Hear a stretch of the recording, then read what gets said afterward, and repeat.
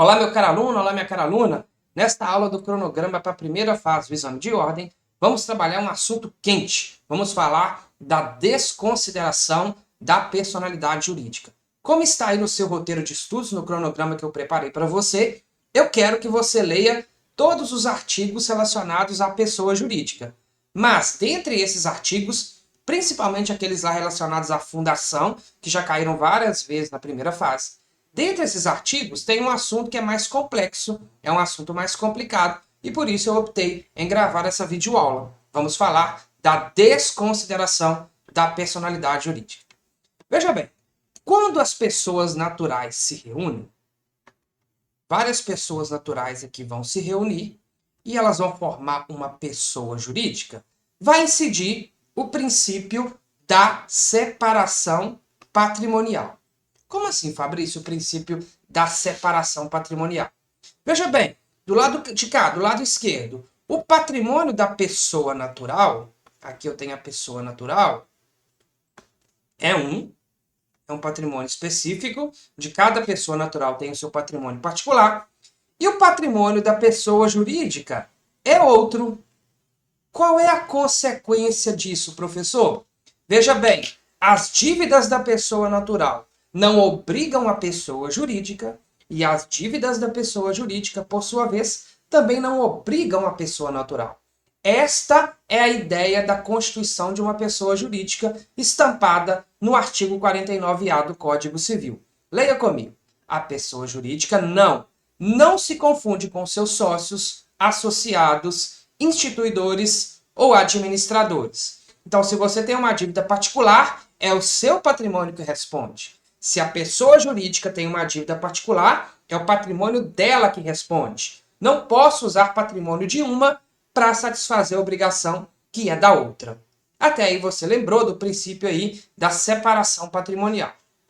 Mas veja, é possível que por motivo de fraude, por um ardil, os sócios da pessoa jurídica comecem a transmitir patrimônio para a pessoa natural. Normalmente, eles estão prestes a serem executados, não querem cumprir a obrigação, não querem pagar e têm a grande ideia. Vou tirar o patrimônio, o dinheiro da pessoa jurídica, e vou mandar para a pessoa natural.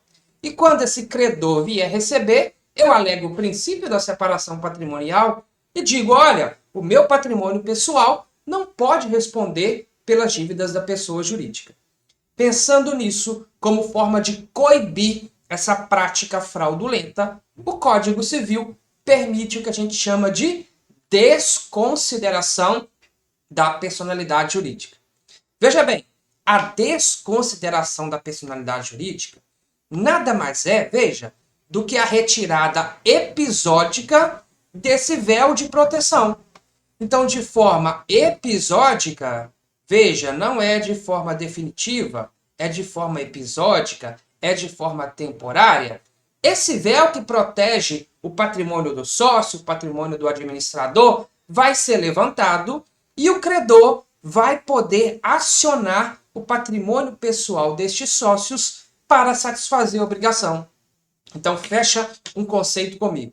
Desconsideração da personalidade jurídica nada mais é do que uma modalidade de intervenção em que o véu de proteção do patrimônio do sócio é levantado para que seja satisfeita a obrigação e aquele vínculo jurídico obrigacional seja encerrado daí por diante. Cuidado! A desconsideração da personalidade jurídica não extingue a PJ. Não se trata de uma modalidade de extinção da pessoa jurídica, não. Muito cuidado, que isso já caiu lá na FGV. Desconsiderar a personalidade jurídica nada mais é do que tirar esse véu de proteção e lá no patrimônio da pessoa natural, satisfazer a obrigação e depois eu volto com o véu de proteção.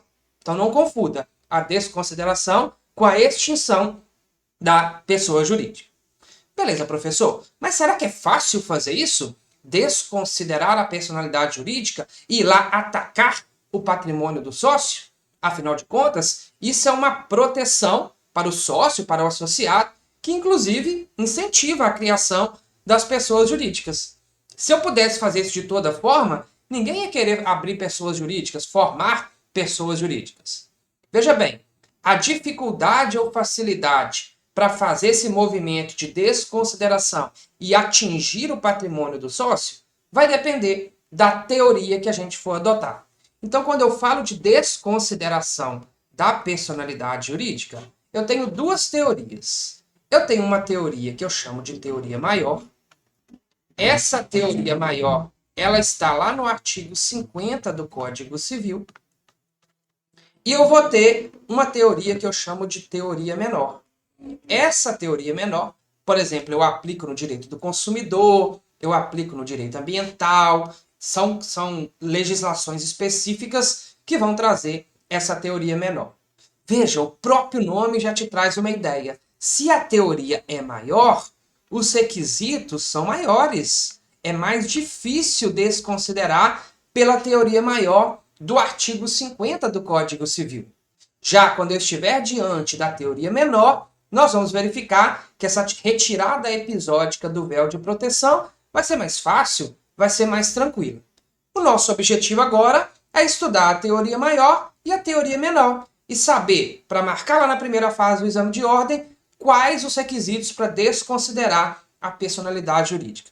Vamos começar com a teoria maior, que está no artigo 50 do Código Civil.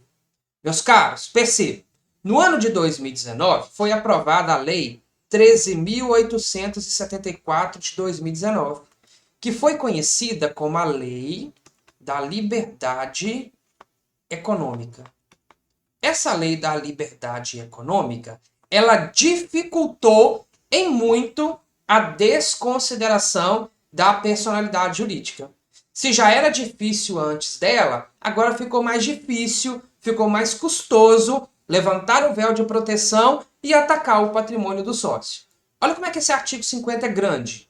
Em caso de abuso da personalidade jurídica, caracterizado pelo desvio de finalidade ou confusão patrimonial, pode o juiz, a requerimento da parte ou do Ministério Público, quando ele couber intervir no processo, desconsiderá-la para que os efeitos de certas e determinadas relações de obrigações sejam estendidos aos bens particulares de quem?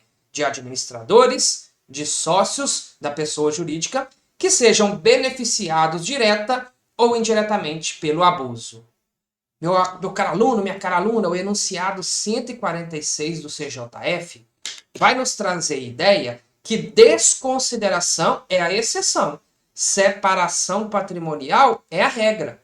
Então, nas pegadas do enunciado 146, eu interpreto o artigo 50 restritivamente. Eu não posso aqui colocar uma interpretação ampliativa e sair por aí desconsiderando a personalidade jurídica, não.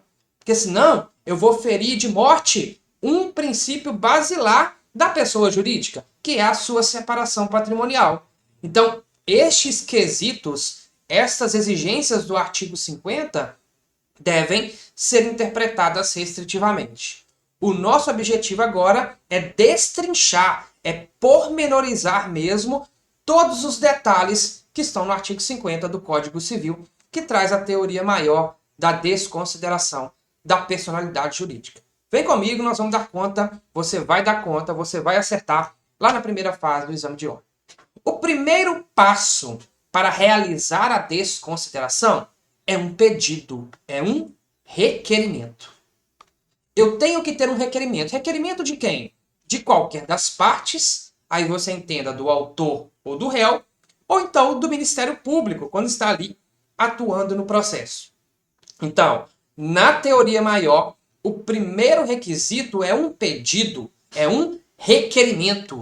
Daí, a FGV pode te perguntar, é possível desconsiderar a personalidade jurídica pela teoria maior de ofício pelo juiz? Veja bem, imagine um processo em que o credor está cobrando a pessoa jurídica. Aí o juiz, ele mesmo, percebe que aquele credor, que aquele devedor, ele pegou o patrimônio e transferiu para a pessoa natural. O juiz mesmo percebeu. Será que esse juiz, sem pedido, de ofício, ex ofício, ele mesmo pode determinar a desconsideração, tirar o véu de proteção e atacar o patrimônio do sócio? Boa pergunta lá para a sua primeira fase? A resposta é não. Na teoria maior, que é a que a gente está estudando, adotada no artigo 50 do Código Civil, só é possível existir a desconsideração mediante um requerimento, mediante um pedido. Quem pode fazer o pedido de desconsideração? Qualquer das partes ou do Ministério Público. Beleza. Além do pedido, além do requerimento, só se desconsidera a personalidade jurídica quando ficar configurado o abuso desta personalidade jurídica. E aqui, o Código Civil nos ajudou. O que é abuso de personalidade jurídica para fins de desconsideração da personalidade jurídica? Perceba, meu caro aluno, esse abuso pode se manifestar de duas formas. Pode se manifestar através do desvio de finalidade, é a primeira forma do abuso, ou então através da confusão patrimonial. Então, se houver desvio de finalidade, é abuso de personalidade jurídica, cabe a desconsideração. Se houver confusão patrimonial, é abuso da personalidade, cabe a desconsideração. Veja, é uma coisa ou outra. O sócio, o administrador, não precisa cometer as duas, o desvio de finalidade e a confusão patrimonial. Enquadrando em uma situação ou na outra, ou pior ainda, nas duas, vai ser possível eu desconsiderar essa personalidade jurídica. Beleza, Fabrício, mas eu estou aqui pensando, professor, o que é desvio de finalidade e o que é confusão patrimonial?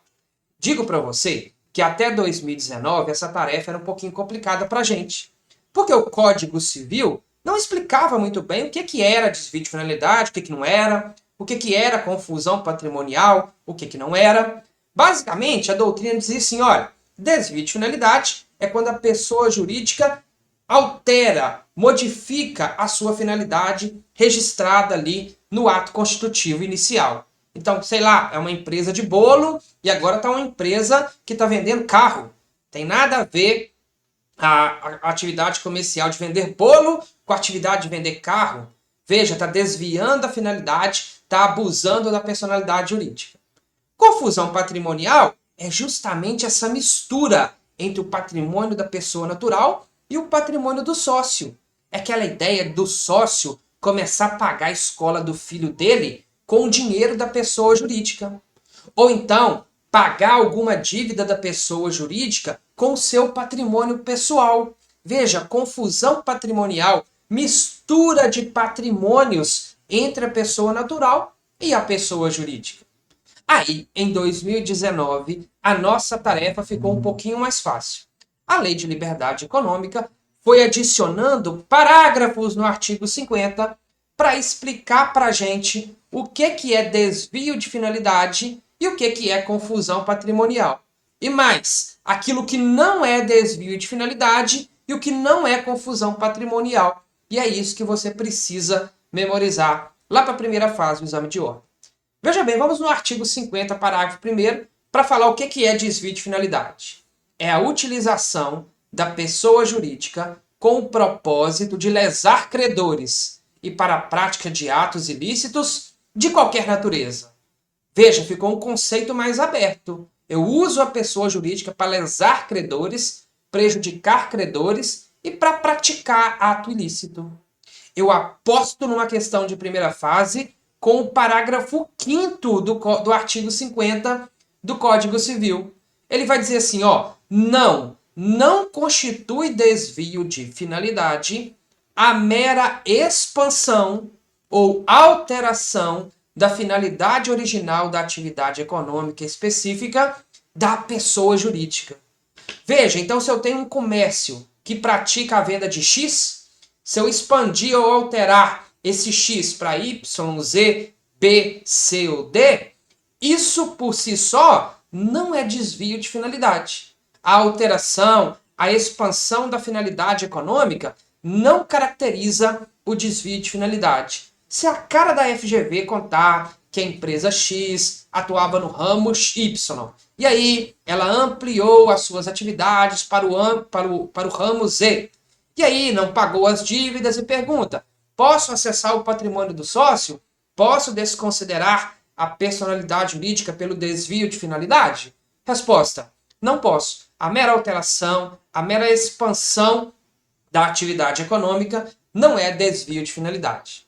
Viu como ficou mais difícil? Desconsiderar a lei da liberdade econômica deixou bem mais difícil. Confusão patrimonial está agora no artigo 50, parágrafo 2º. É aquela ideia que eu trouxe para você.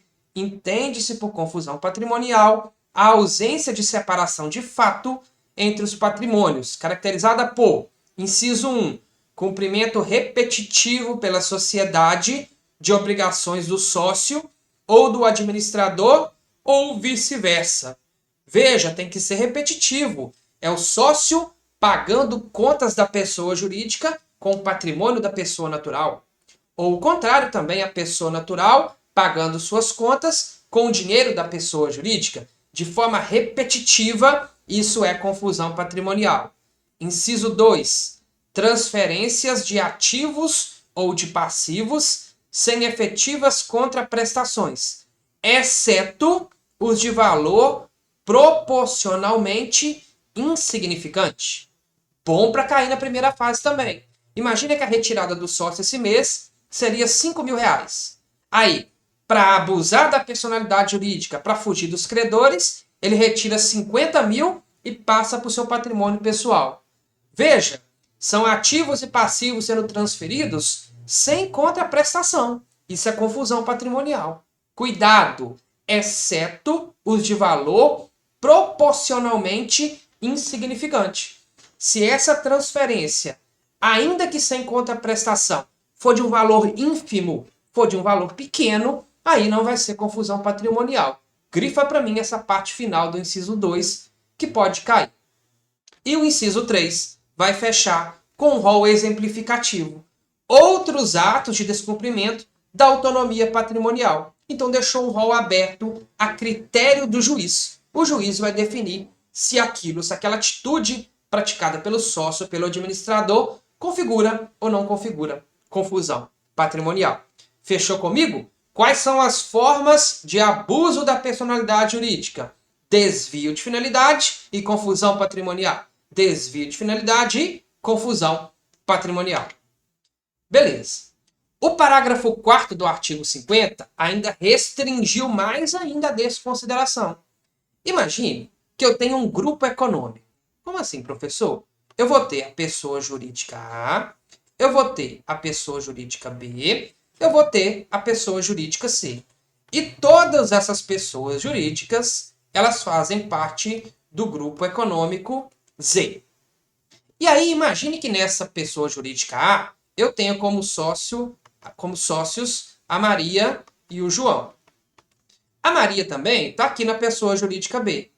Só que aqui na pessoa jurídica B, ela está junto com o José e junto com o Antônio.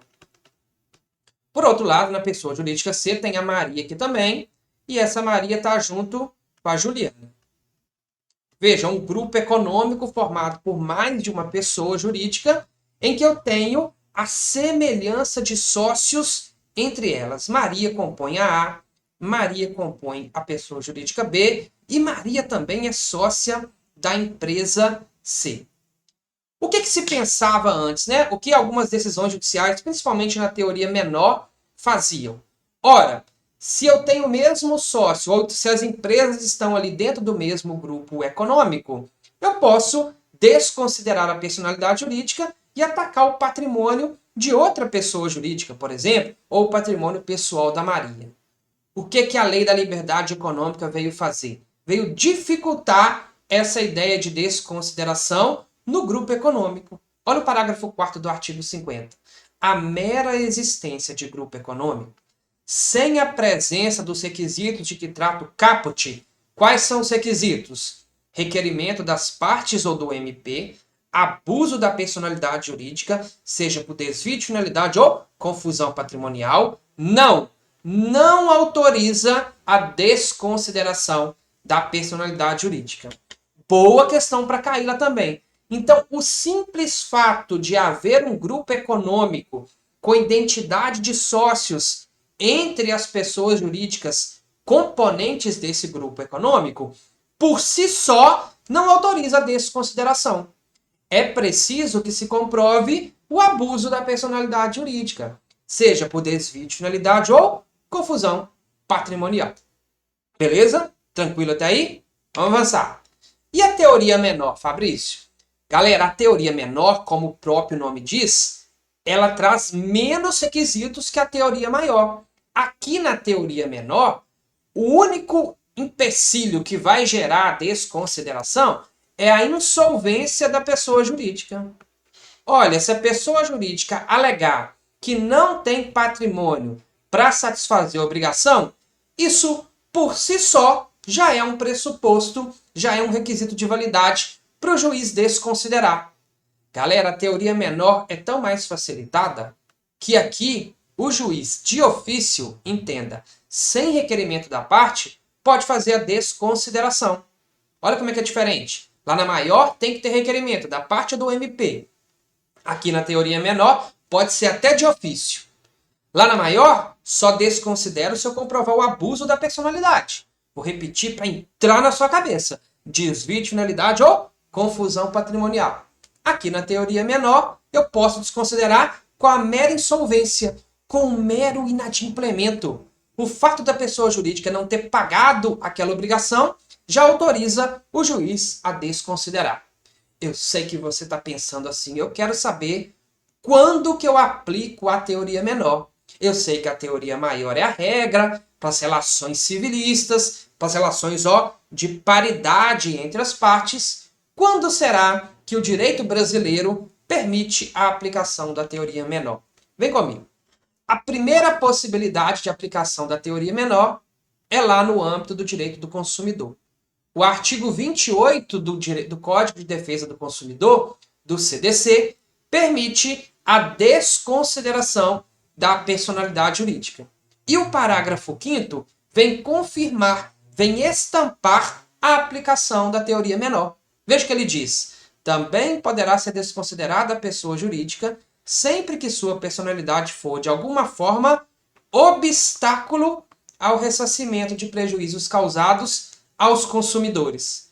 Como o consumidor é um indivíduo hipossuficiente, lembra, o fornecedor está em cima, o consumidor está aqui, numa relação de desequilíbrio, aplica-se a teoria menor para as relações consumeristas. Então, se o juiz, diante de um caso que envolve o CDC, verificar que a pessoa jurídica não tem patrimônio, é um obstáculo para receber aquele crédito, ele pode desconsiderar, inclusive de ofício, e ir lá no patrimônio pessoal do sócio, sem precisar verificar se houve desvio de finalidade ou abuso de poder. Ainda nessa ideia aqui da desconsideração da teoria menor no CDC, eu trouxe um ponto aqui mais aprofundado.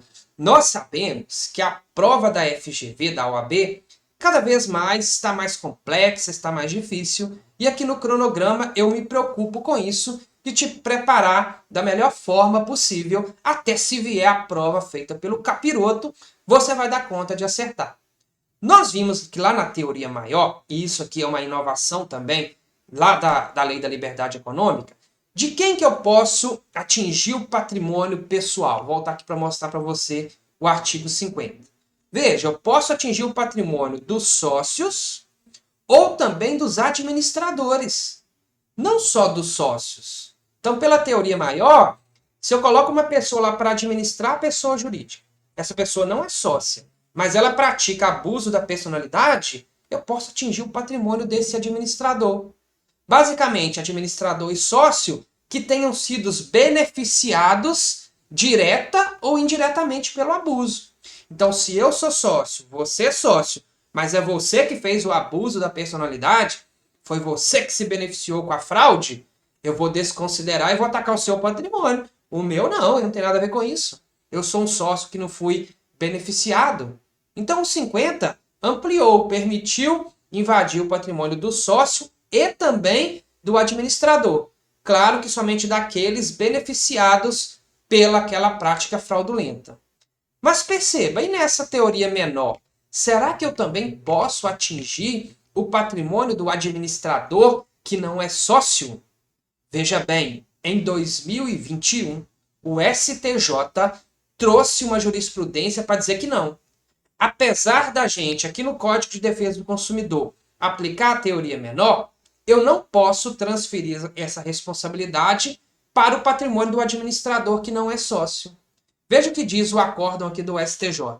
Para fins de aplicação da teoria menor, que está lá no parágrafo 5º do artigo 28 do CDC, basta que o consumidor demonstre o estado de insolvência do fornecedor ou o fato de a personalidade jurídica representar um obstáculo. Isso aí a gente já viu.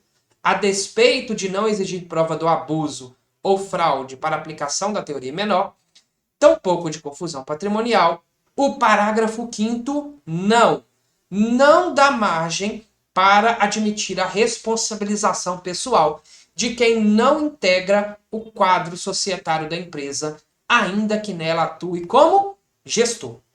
Então faz um quadrinho, faz um post-it que vai cair na sua primeira fase. Na teoria maior, que é cheia de requisitos, eu posso atingir o patrimônio do administrador se foi ele que cometeu o ato fraudulento.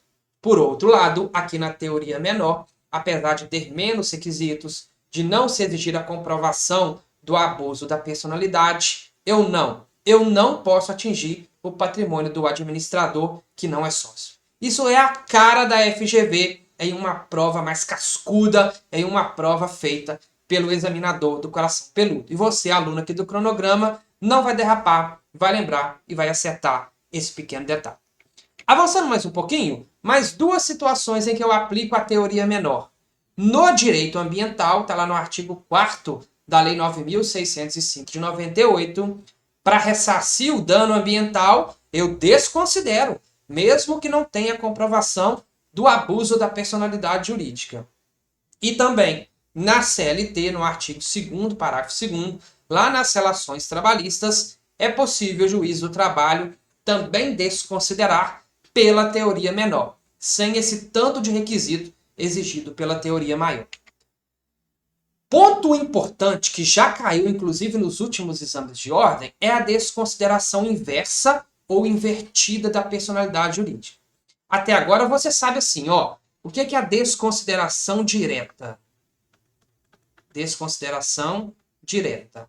Eu tenho aqui a pessoa jurídica de um lado, eu tenho aqui a pessoa natural de outro lado, e aí eu desconsidero aqui, essa linha de proteção, esse véu de proteção, e eu atinjo o patrimônio da pessoa natural. Eu venho buscar aqui, dinheiro no patrimônio da pessoa natural para satisfazer as obrigações da pessoa jurídica.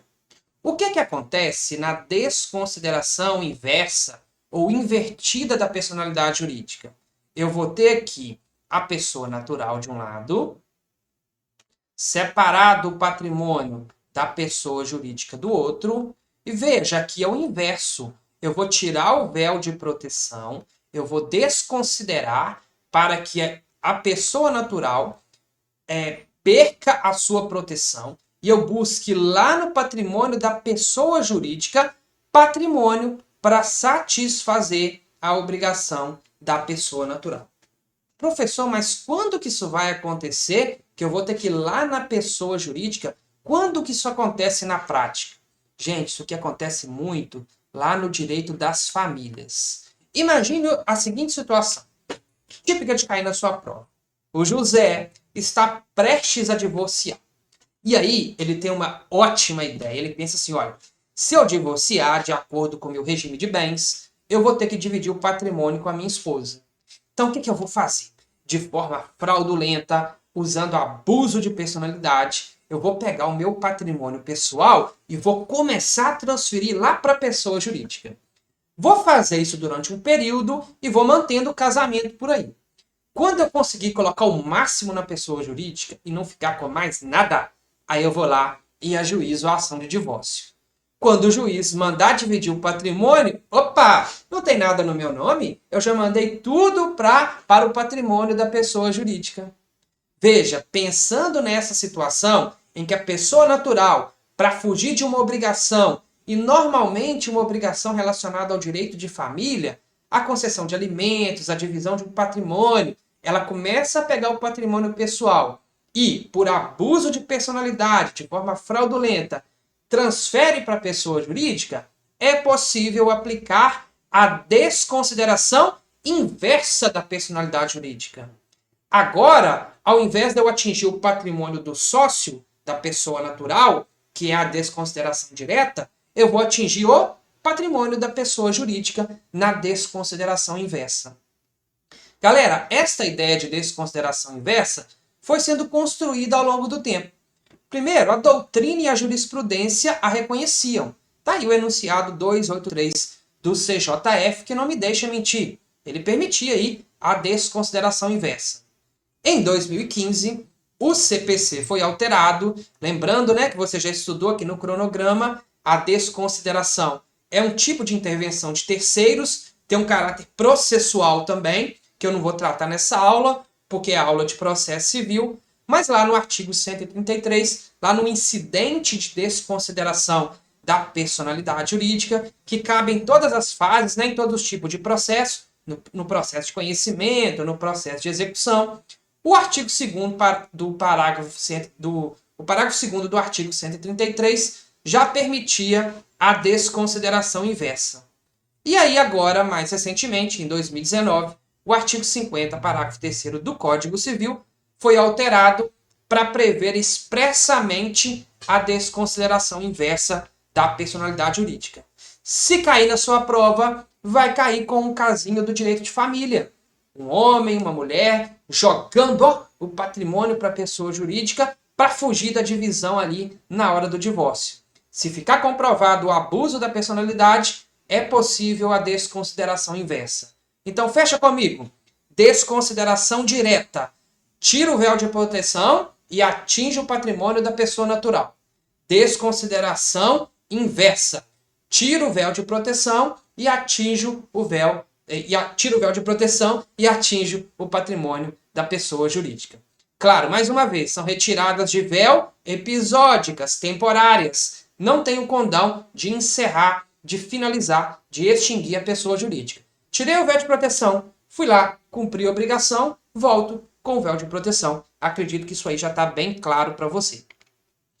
Avançando mais um pouquinho aqui agora, olha o que diz o enunciado 7 do CJF. Só se aplica a desconsideração da personalidade jurídica quando houver a prática de um ato regular e, limitadamente, aos administradores ou sócios que nela hajam incorrido. Em 2019, essa ideia aqui do enunciado 7 foi incorporado lá no artigo 50 do Código Civil. Se a empresa tem 5 sócios, A, B, C, D e E, só o sócio A é que praticou o abuso da personalidade, eu tiro o véu de proteção, e atinjo só o patrimônio do A. O do B, o do C, o do D e o do E não vão ser atingidos. Somente aqueles sócios ou administradores beneficiados pelo abuso é que vão ter o seu patrimônio pessoal, o seu patrimônio particular invadido. Também é bom para cair lá na sua primeira fase. E aqui, para finalizar, trouxe algumas jurisprudências para vocês também. O enunciado 281 do CJF diz o seguinte: a aplicação da teoria da desconsideração, lá do artigo 50, prescinde. O que significa a palavra prescinde? Dispensa a demonstração da insolvência da pessoa jurídica. Então veja, se a pessoa jurídica não paga a obrigação e está agindo com abuso de personalidade, desvio de finalidade ou confusão patrimonial, mesmo que ela não esteja insolvente, é possível desconsiderar. Enunciado 284. As pessoas jurídicas de direito privado sem fins lucrativos, e aí eu penso aqui em uma questão para a primeira fase, envolvendo a associação. Associação é uma pessoa jurídica de direito privado sem finalidade lucrativa, estão abrangidas no conceito do abuso da personalidade jurídica. Então é possível eu desconsiderar o patrimônio de uma associação e atingir o patrimônio de um associado que tenha cometido o abuso? É possível, mesmo que ela não tenha finalidade lucrativa. Você lembra lá que ela pode ter lucro, e se ela não cumpre a obrigação, o fato de não ter finalidade lucrativa não é um impedimento para aplicar a desconsideração da personalidade jurídica. Questão boa para a primeira fase também é a inexistência de prazo.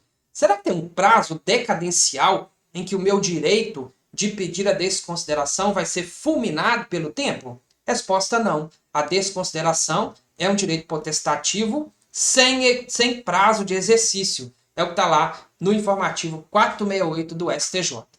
E por fim, a última possibilidade. É possível que a própria pessoa jurídica possa solicitar a desconsideração? No primeiro momento você deve ficar confuso. Como é que a própria pessoa jurídica vai pedir a desconsideração para prejudicar os próprios sócios? É possível sim. Veja a situação em que quem praticou o abuso da personalidade foi um administrador. Ele não é sócio. Ou então foi um outro sócio sozinho. Nessa situação, a própria pessoa jurídica tem interesse em tirar o véu de proteção daquele administrador, daquele sócio, para atingir o patrimônio pessoal deles. Então é uma situação mais excepcional, mas nada impede que a própria pessoa jurídica tenha esse interesse de tirar o véu de proteção dela mesma para atingir o patrimônio daquele administrador ou daquele sócio específico que cometeu o abuso da personalidade. Para fechar essa aula com você, eu trouxe duas questões lá da FGV, a banca que faz a sua prova. Veja bem, Adriana e Vitória são duas amigas que decidiram alugar um imóvel comercial para abrir uma loja de vestuário feminino. Então veja, eu vou ter duas sócias, a Adriana e a Vitória, duas pessoas naturais. Para tanto, celebrar um contrato de sociedade visando a constituir uma pessoa jurídica. Vem relembrando a aula de hoje. Você sabe que o patrimônio de Adriana é um, o patrimônio de Vitória é outro. São patrimônios pessoais. Não se confundem com o patrimônio da pessoa jurídica. A dívida de uma não obriga o patrimônio da outra e nem vice-versa. Beleza.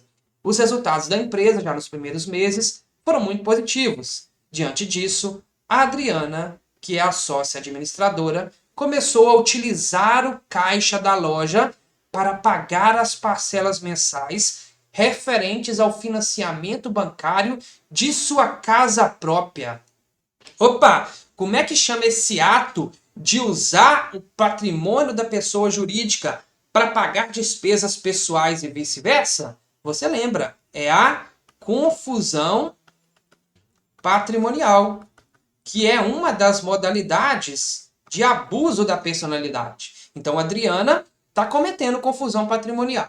Nos primeiros meses, dado o alto faturamento, não houve prejuízo. Contudo, durante uma temporada de queda brusca nas vendas, veja que está sendo uma coisa aí rotineira que ela está fazendo, após pagar a sexta parcela do seu financiamento com recursos da pessoa jurídica, Adriana constatou que não tinha recurso suficiente para pagar o aluguel da loja da pessoa jurídica. Quando Adriana comunicou ao locador do imóvel que não conseguia pagar o aluguel daquele mês, esse respondeu que tomaria as providências judiciais cabíveis. Neste caso, o aluguel vencido e não quitado. Então veja, eu tenho Adriana, pessoa natural, Vitória, pessoa natural, e a pessoa jurídica das duas. Adriana cometeu abuso da personalidade jurídica, cometeu confusão patrimonial. Então, isso vai autorizar a desconsideração da personalidade jurídica, eu retiro o véu de proteção do patrimônio pessoal para atingir o patrimônio de quem? Da Adriana e da Vitória ou só da Adriana? É claro que você respondeu que é só da Adriana, porque foi ela que cometeu a fraude, foi ela que foi beneficiada. Vamos ver as respostas. Letra A. Somente poderá ser pago quando a pessoa jurídica voltar a ter ativo patrimonial suficiente, por força do princípio da autonomia patrimonial da pessoa jurídica. Beleza, existe o princípio da autonomia patrimonial, da separação patrimonial da pessoa jurídica. Mas nós aprendemos na aula de hoje que em uma situação como essa, eu posso afastar a autonomia patrimonial e desconsiderar a personalidade jurídica. Letra B. Poderá vir a ser pago com recursos particulares de Adriana ou, subsidiariamente, de Vitória. Vamos parar por aqui? Vitória não tem nada a ver com ato fraudulento. O Código Civil diz que eu desconsidero a personalidade jurídica e atinjo o patrimônio daqueles ligados direta ou indiretamente ao abuso. Vitória não tem nada a ver com isso. Ela não vai responder com o patrimônio pessoal dela. Letra C. Poderá vir a ser pago com recursos particulares de Adriana. Perfeito. Tendo em vista ter ocorrido a confusão patrimonial na administração da pessoa jurídica. Nosso gabarito aqui na letra C.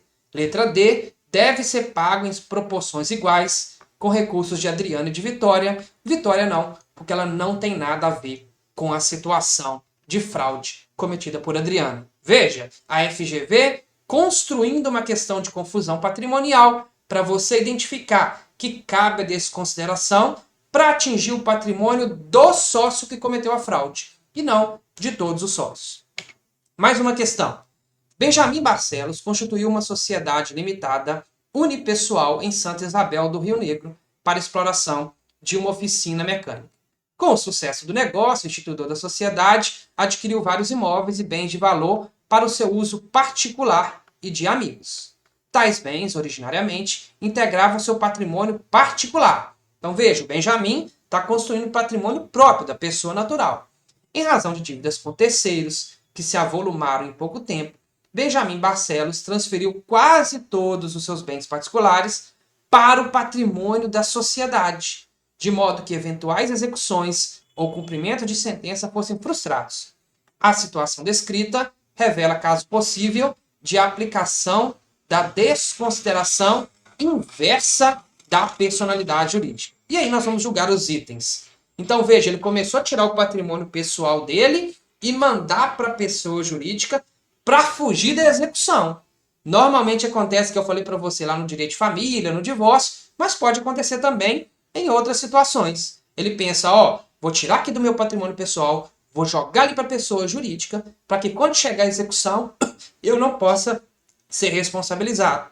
E vou usar o princípio da autonomia patrimonial para falar que não pode atingir o patrimônio da minha pessoa jurídica. Beleza, vamos ver as assertivas.